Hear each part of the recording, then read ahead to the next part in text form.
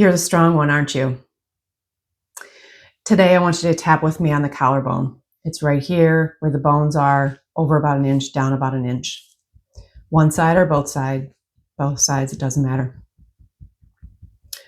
I don't want to carry it all anymore. I allow myself to soften. And just lean into that for 2 to 3 minutes. Just keep tapping on that point and repeat that phrase to yourself. I don't want to carry it all anymore. I allow myself to soften.